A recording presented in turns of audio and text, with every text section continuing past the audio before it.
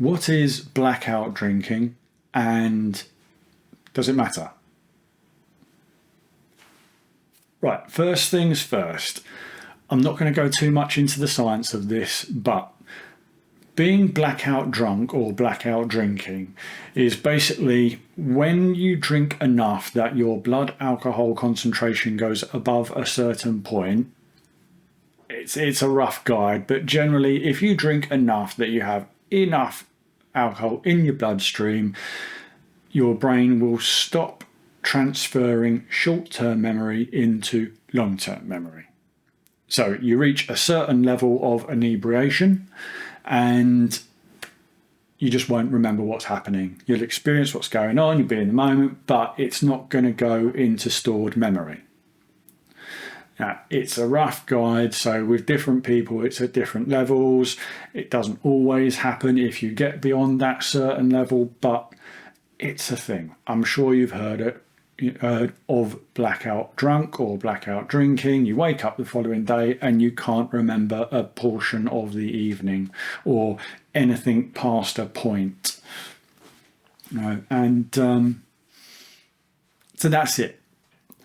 But the reason I wanted to talk about this is I was thinking about an experience or part of my first time in rehab. Now, my first rehab was a priory, the Chelmsford one. Won't talk about it. But they run their program on like a 12-step program, so they heavily promote the 12 steps. And the idea is you go in for 4 weeks, you do 4-week addiction treatment program, and they take you through the first 3 steps. This is quite common for rehabs. I'll come on to it later. Anyway, so as part of the step 1, you have to recognise the significance of the problem alcohol is having in your life, the problems it's creating, the disturbances, the unmanageability. And we have this booklet where there's various questions you've got to fill out. It's not a questionnaire, it's like a 6-page thing so that you can reflect on your experiences in your life and the effect of alcohol.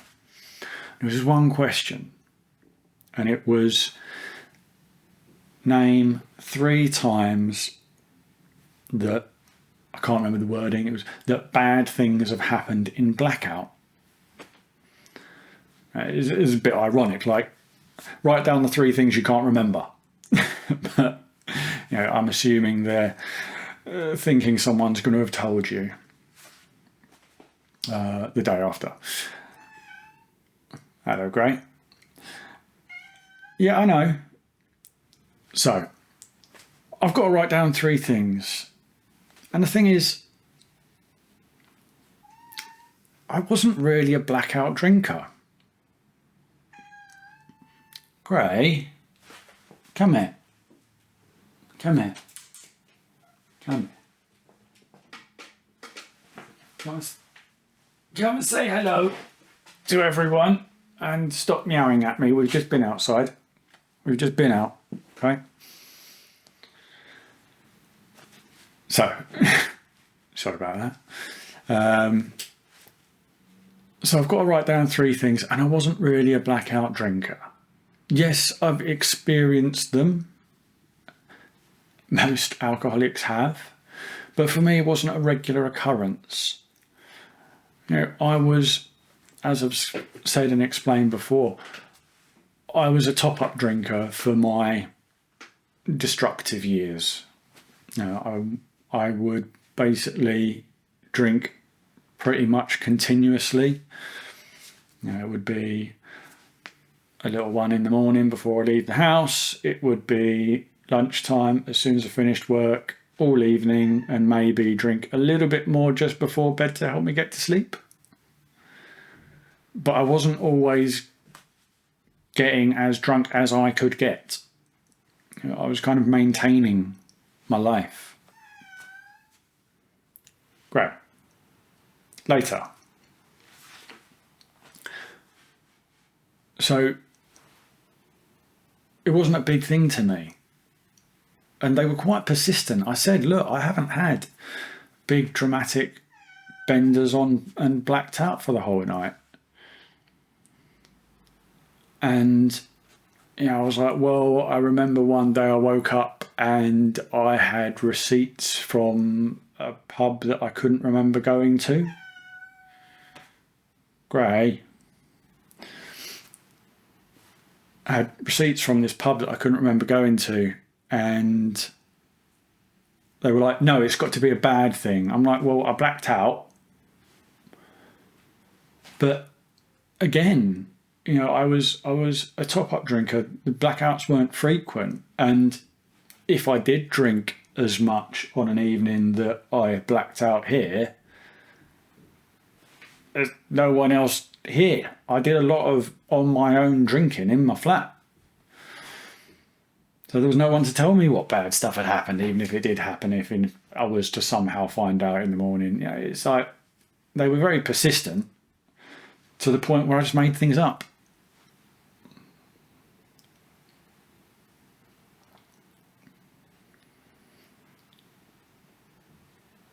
Because that's the thing, I was a little surprised. I was a little surprised that them being professionals in a rehab were so myopic. It's like we're all different kinds of drinkers. And just because I'm an alcoholic doesn't mean that I have a list of things to go, oh, this happened and it was a disaster and I woke up and it turned out I'd been arrested and been in a fight, and that wasn't what I was like. Alcohol was still destroying my life. It was still keeping me in a horrible mental state for years. It was still destroying my confidence, my self-worth.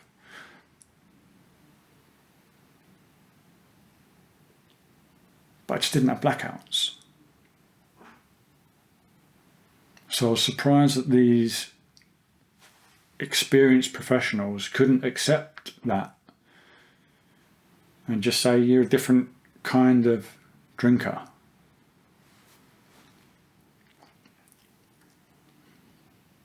And this is the kind of crux of this,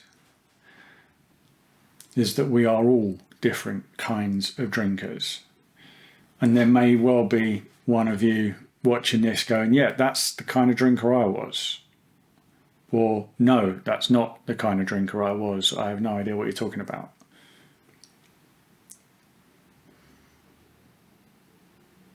But it doesn't matter. What matters is that you recognize the problem that alcohol is having, the ways it's affecting your life. Just because I didn't wake up in the morning with cuts and bruises on my face or strings of messages saying, oh, you were such a last night, just because I didn't wake up in police cells, just because I didn't wake up in ditches or alleyways or random places, doesn't mean that I didn't have a problem with alcohol that I needed to fix.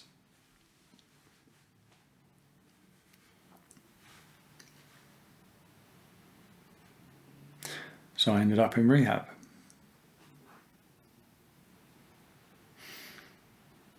And when I was in that environment, thinking that people would be understanding and acceptant and lenient of my history, of my situation, suddenly they weren't.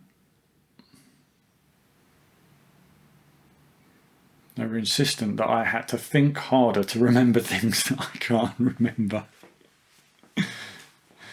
Oh, the irony.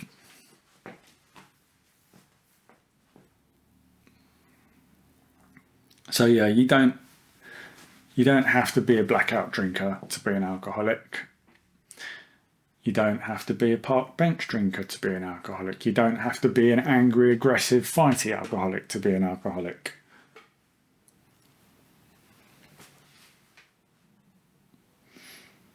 Just got to have a problem that needs sorting. And yeah, I'm just gonna circle back to what I said about the rehab and it being a 12-step rehab. And that's that, you know, whether you believe in AA or not as a viable solution, it works for a lot of people.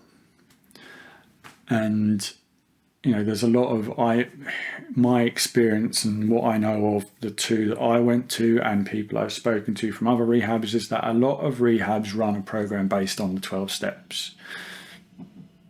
They might run it like the Priory that I went to, where you know you have a kind of work schedule that you work through the first few steps in the time you're there, or it might be similar to the other rehab where the weekends were focused on looking at 12-step principles and ideas.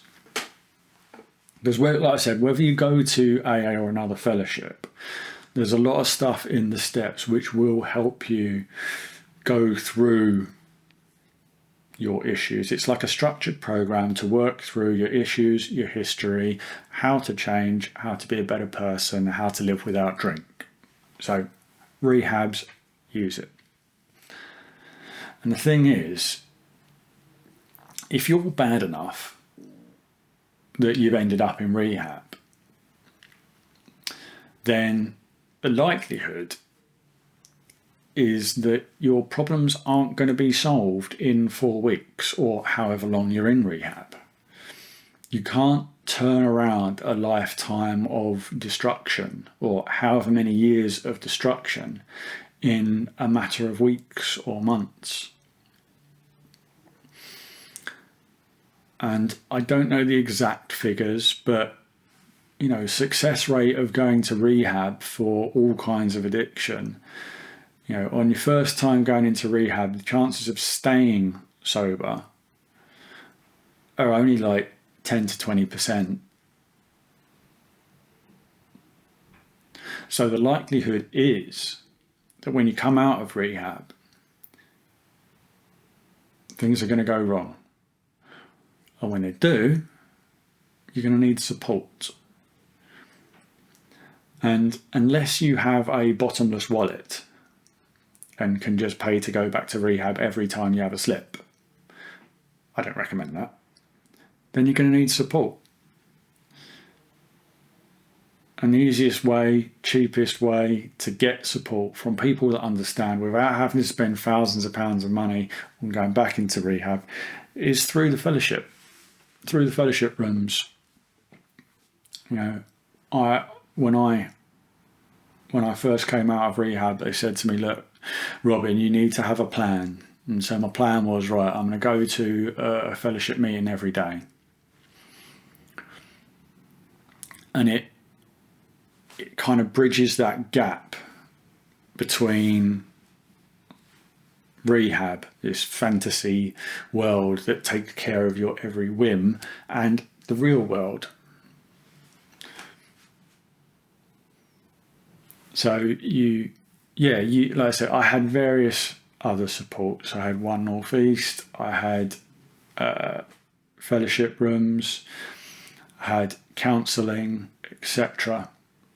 And you do what you need to do to get back to normal life, to normal living.